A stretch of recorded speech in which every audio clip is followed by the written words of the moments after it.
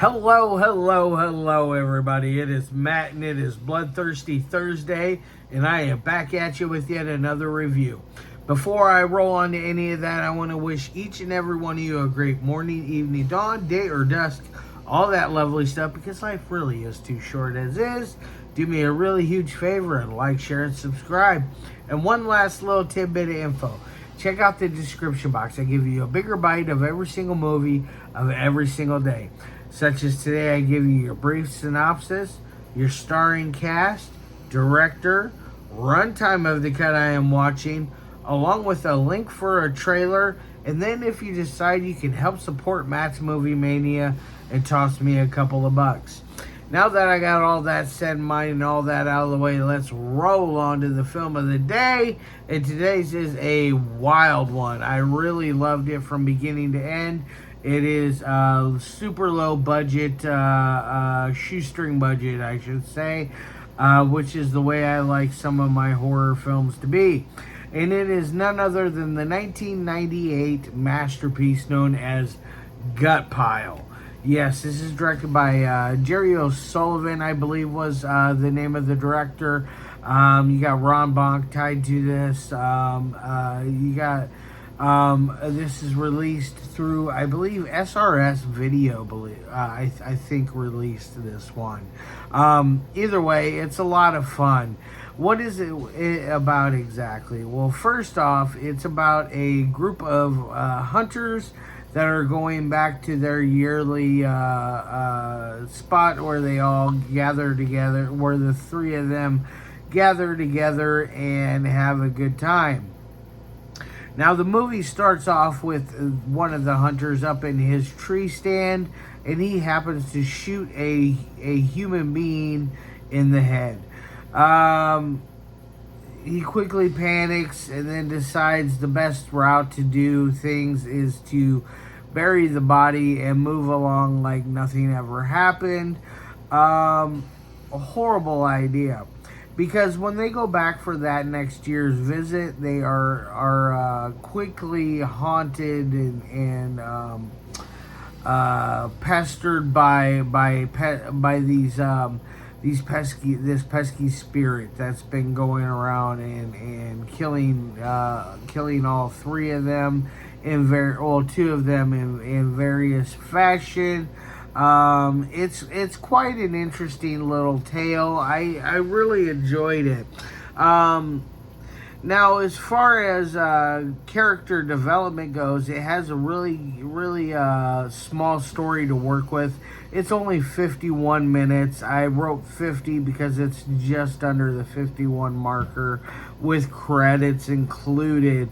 But you do get somewhat of a character development in such a short time that it does help a little bit. Helps you at least care for these characters and hope that they get out alive, one of those kind of ordeals.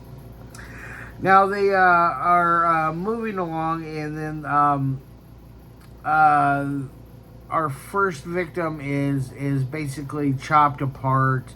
I'm not going to say who it is or how it's done.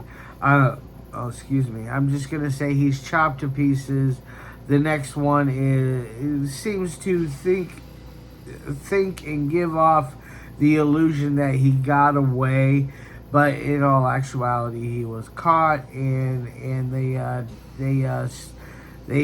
strung him up on the front of the front hood of the truck like they would dress a deer on the hood of a truck in good old redneck fashion. Not that there's anything wrong with that. I like venison. I think it tastes pretty good. I'll lower this just a pinch. There we go. I think venison's pretty tasty. But one of them goes on to talk about how his wife just can't stand the taste of it. I can understand why. It can be very, very gamey. And when it gets really gamey, it tastes like crap. They're going on doing their thing. As far as the three things go, I don't want to give away any more other than there's a scarecrow involved. one of the guys thinks he's killed the Scarecrow, and the next morning he is found by a police officer who quickly subdues him and cuffs him up and places him under arrest, like he's the one that did all these crimes. So it's interesting. Now on to the three things that I love my movies to meet. First and foremost is the audio. The audio is very crisp, cool, and clean, as I like to say. It's very professional sounding.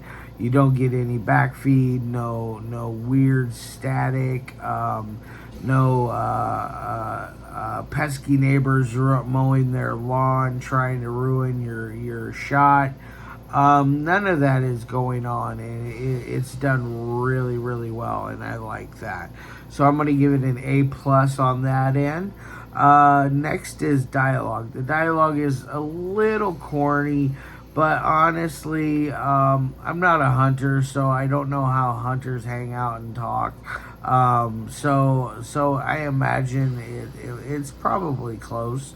Either way, I think it works well enough that it can carry itself very well on that matter.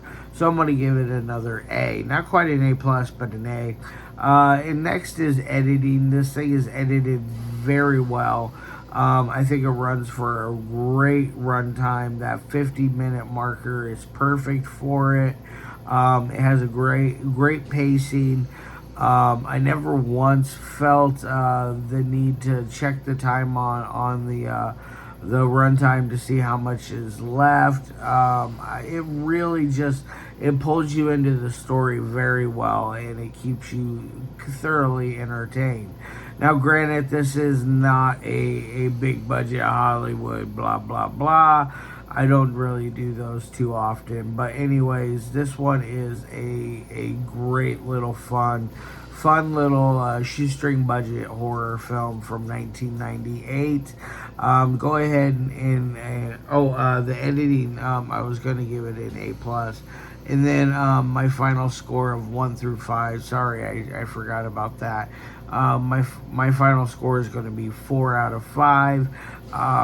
It has a lot going on for it. Like I was saying, it keeps you entertained from beginning to end.